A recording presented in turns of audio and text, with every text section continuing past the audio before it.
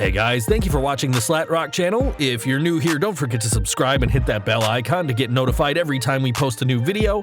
And if you've already done so, just make sure that it's still active. Today we've got WWE news, including the Stomping Grounds 2019 card and a surprise WWE Raw #1 Contender match. This is your news for June 17th, 2019.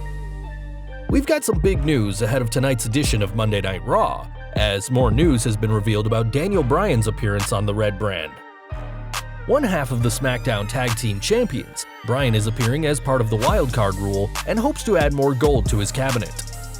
Tonight, Bryan will compete in a huge six-man match to determine a new #1 contender for Samoa Joe's United States title, and will face some pretty game competition. The Eco Warrior will take on fellow former US champions The Miz, Cesaro, and Bobby Lashley, as well as stars yet to hold the Star-Spangled Strap such as Braun Strowman and Ricochet. Whoever wins this huge match won't have to wait long to take on Samoa Joe, as the two will face off this Sunday at the first ever Stomping Grounds event.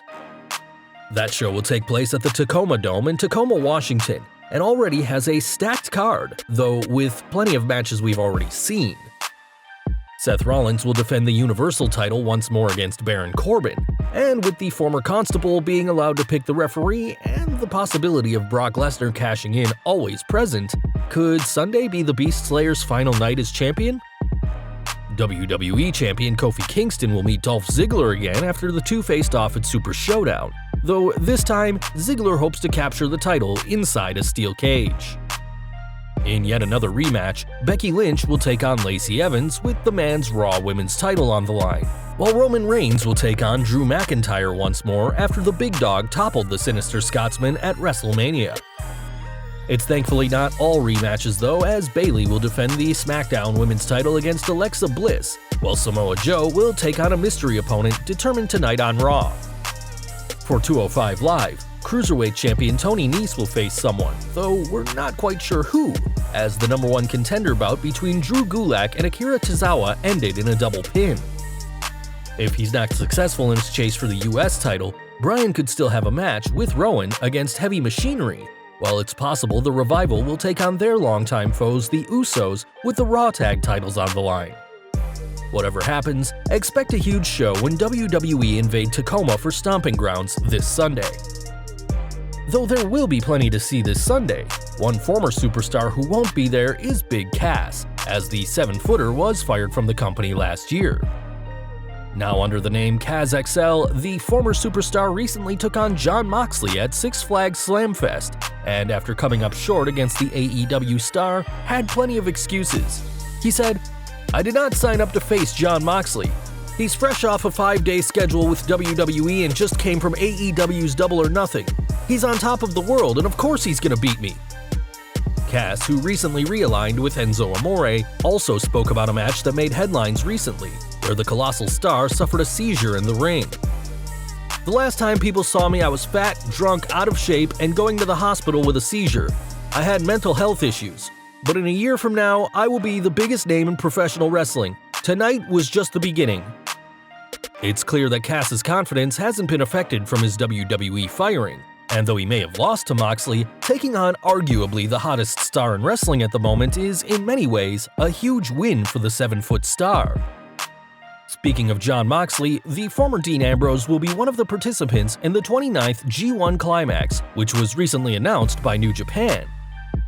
Joining Moxley are some huge names including Kenta, Shingo Takagi, IWGP Intercontinental Champion Tetsuya Naito, and even the company's world champion Kazuchika Okada. For the first time ever, part of the G1 will be hosted in the United States, as the first half of the event will take place at the American Airlines Center on July 6th in Dallas, Texas. The second half will take place on August 12th at the Budokan Hall in Tokyo, and with so many huge stars competing, whoever wins the G1 tournament will certainly have earned it. It may have been over 5 years since CM Punk walked out of the WWE, but there are plenty of folks who still believe the best in the world will one day return to professional wrestling, including Mark Henry.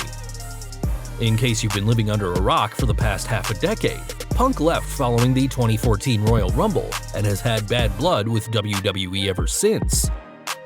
being sent his termination papers on his wedding day. Though Vince McMahon claims this was a coincidence, the Chicago-made star lambasted the company and physician Dr. Chris Amon on an episode of Art of Wrestling, leading to a defamation lawsuit by Amon that Punk and friend Colt Cabana won. Speaking on Busted Open Radio, the world's strongest man said how the landscape of wrestling has changed, and that could lead to a huge return by the Second City Savior. I know how much he loves wrestling. Sometimes on pro wrestling there are guys on the bench that shouldn't be on the bench. Punk didn't like that and wanted the best people out there. If they're good, then the fans will love them for being good. Henry is right to say that the wrestling landscape has changed, though after 5 years away, it's hard to imagine Punk ever coming back to wrestling, and it's extra doubtful that Punk would ever work with WWE or Vince McMahon ever again. Speaking of Vince McMahon, the chairman is continuing to oversee development of his main project outside of WWE, the XFL. According to Brad Shepard, McMahon is looking to, quote, dabble in WWE's money for the new football league instead of his personal stock. This is some potentially huge news, as taking money from WWE for the XFL will no doubt affect the wrestling promotion and could have a huge effect on investors. During the launch announcement for the new XFL, McMahon even said he wanted to keep the football and wrestling companies separate, though it looks like things may have changed. During the initial XFL, which ran for just one season in the early 2000s, many fans complained that the product was too much like wrestling, full of wild characters that football fans didn't care about. It'll be interesting to see whether McMahon will learn from the sins of the past when the XFL launches next year. One superstar McMahon should keep an eye on, though, is NXT's Matt Riddle, who has made headlines recently for his verbal barbs against WWE Hall of Famer Goldberg. Goldberg, you lived up to the hype yet again. You're absolutely the worst wrestler in the business, bro. And that's not an opinion, that's a fact. Following his loss to The Undertaker at Super Showdown, Riddle didn't waste time to insult the former Universal Champion, and spoke to talk radio about his disdain for Goldberg, explaining it's been a long-time thing. I was never a fan of Goldberg in the beginning when everybody was like, oh, he's so good. I was like, no, he's terrible, he's hurting people, and there's nothing else. He just has 3-minute matches. Though Riddle is entitled to his opinion, the former MMA fighter may want to think about how insulting one of WWE's biggest stars, a former WCW, WWE World Heavyweight, and Universal Champion, may affect his chances of a push down the line. On the plus side, the King of Bros had plenty of positive things to say about Brock Lesnar, and even defended Mr. Money in the Bank against claims that he is lazy. He said, "He works hard. You don't look like Lesnar without working hard. You don't pick up things, get to the top of multiple industries and sports without working hard. Do I like his work per se and his attitude right now? No, but I think that's why it's good."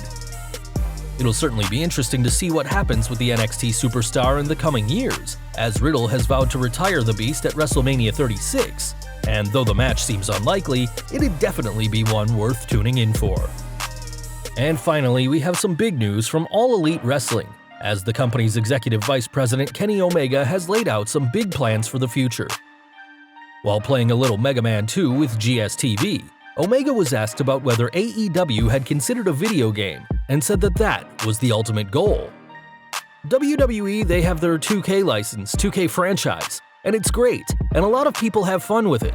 What I'm trying to do is restore an old franchise. I want people to have fun with wrestling games like they used to when I used to play wrestling games in high school.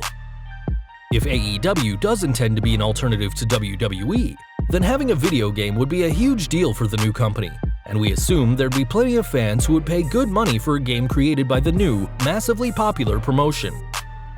Well guys, that's the news for today. Let us know your thoughts down in the comments below. If you liked the video, don't forget to check out our previous video, 15 wrestling gimmicks you never knew were based on real people.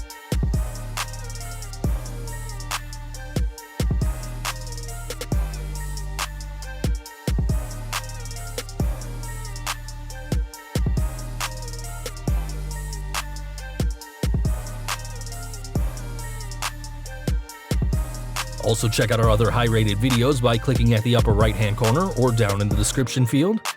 If you indeed like this video, don't forget to hit that like button, hit that subscribe button and the bell icon so you don't miss any new videos from Slat Rock Wrestling. You can follow us on Facebook and Twitter, and as always, thank you for watching.